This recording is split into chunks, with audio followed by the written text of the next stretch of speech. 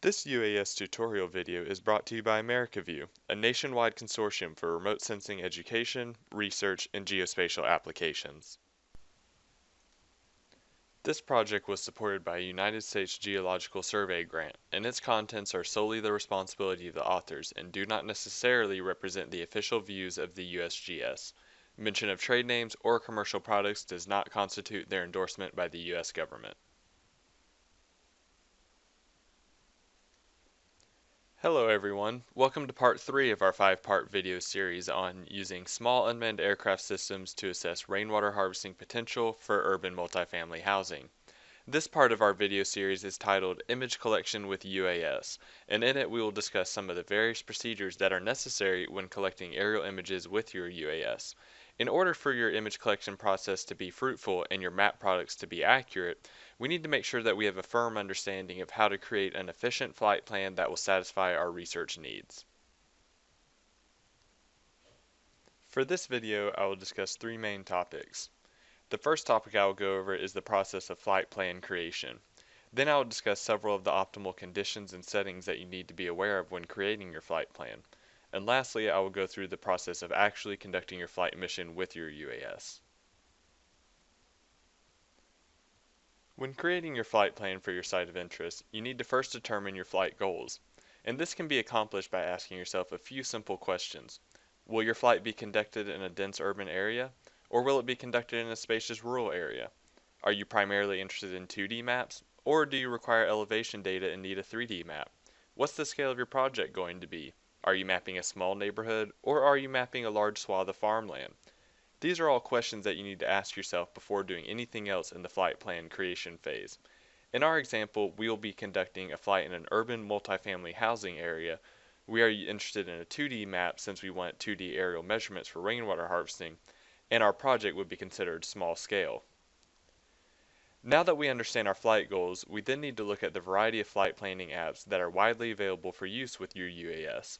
Since most research-worthy UASs are controlled by a smart device connected to your remote controller, these apps can provide lots of flexibility in your flight plan designs, with each particular app having its own pros and cons.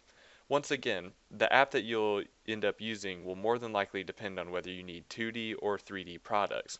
It will also depend on your particular smart device that you plan to use, if it is an iOS device or an Android device. For our example, we elected to use Pix 4D Capture to create our flight plan, and we'll be using it on an Apple iPad tablet. Once you have selected your preferred flight planning app, you now need to choose the optimal settings for your flight. Generally, these settings will include altitude, speed, image overlap, camera settings, and battery management. The altitude setting is extremely important because it can significantly affect the resolution of your final map, as well as the time it takes to collect all of the images. If you fly your UAS at a lower altitude, then the resolution will be much greater. However, the flight will take much longer to capture the same amount of area. For altitude, generally the remote pilot needs to find a balance between desired resolution and desired flight time by selecting the altitude. The speed setting is another setting that the pilot should be aware of. For most flight planning apps, the app itself will actually determine a flight speed for the UAS based on your other chosen settings. Therefore, the pilot normally does not need to worry about determining an optimal speed since most apps will do it for you automatically. The effect of the UAS's speed can be seen in the quality of the individual images captured, since oftentimes, if the UAS is flying too fast, then the images will be blurry and not very crisp. Image overlap is another setting that is arguably just as important as the altitude setting. Since we are interested in combining multiple aerial images into a single composite map, then a certain amount of overlap between the images is needed. In order for the processing software to fully understand how the images should connect, there often needs to be a high amount of overlap. Typically, with image overlap, more is better. However, more overlap results in longer flight times. So once again, there's a balancing act like there is with altitude. Camera settings are another thing that you should consider. You by no means need to be a photography expert to accomplish your mapping objectives, but understanding some of the basic camera settings of your specific UAS can help you out greatly. Typically, the optimal camera settings will vary between project and camera model, so there is no single best set of settings to use. The last thing you should consider is your battery management. This is not a setting per se, however, it is a factor that needs to be considered because it can create limitations for your other settings. Oftentimes, if you're striving for optimal map quality, then your flight times will need to be longer. Therefore, you'll need to make sure you have enough battery power to complete the entire flight. If you only have so many batteries, then you can create your flight plan settings based around your time limitations in the air. For our example, since we are using a DJI Phantom 4 Pro quadcopter, we elected to use an altitude of 45 meters above the ground, or approximately 147.6 feet above the ground. Our speed setting was 3 meters per second, or approximately 6.7 miles per hour. We utilized a frontal overlap of 85% and a side overlap of 80%, and we utilized the default camera settings for sunny conditions. So now that we fully understand all of the various settings and what they do, we now need to actually create the flight plan. Within your flight planning app, after selecting your settings that we discussed in the last slide, you will then need to delineate the actual area you plan to fly over. Just like in a GIS software, you'll simply drag and drop a polygon shape over your area of interest and adjust the boundaries to reflect your focal area. The flight planning app should automatically adjust the grid pattern or orbital pattern to fit within your polygon's boundaries. And generally when creating these boundaries, it is recommended to extend the polygon's boundaries past your actual area of interest, so that there are plenty of overlapping images along the edges of your map. In addition to the pattern you select to use, you will also need to determine if you want the camera angled at an oblique angle, or if you want it looking straight down in a nadir view. Normally nadir views are used for 2D outputs and oblique angles are used for 3D outputs. For our example, we will use a grid pattern and a nadir view with the camera since we are interested in the 2D map output.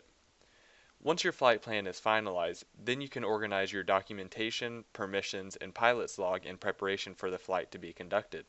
Whenever conducting a research or commercial UAS flight, then it is expected for you to have your license and other related documents with you on hand. If your flight required extra permissions or approvals, then make sure to have documentation of that with you as well. Lastly, before conducting the flight, you want to make sure your flight plan is compatible with your model UAS. On the day of your flight mission, before sending the UAS into the air, you need to first make sure to fully assess the conditions of your site of interest. You need to ask yourself several things like, how's the weather? Are there any obstacles that I need to be aware of? Do I have the ability to meet the expectations of all required laws and regulations? If I have flight observers assisting me, are they ready and knowledgeable of the plan? And lastly, am I prepared for unexpected emergencies, like a loss of signal from the UAS? Once you have fully assessed your surroundings and everything looks like it's good to go, then you can prepare to conduct the flight mission. In order to conduct the mission, you first need to upload the flight plan to the UAS and make sure all requirements are met. Once the flight app designates that everything is okay, then you can press start and let the UAS begin its automated flight. While the UAS is flying its pattern over your site, make sure you maintain visual line of sight with it at all times so that you're following the FAA's regulations.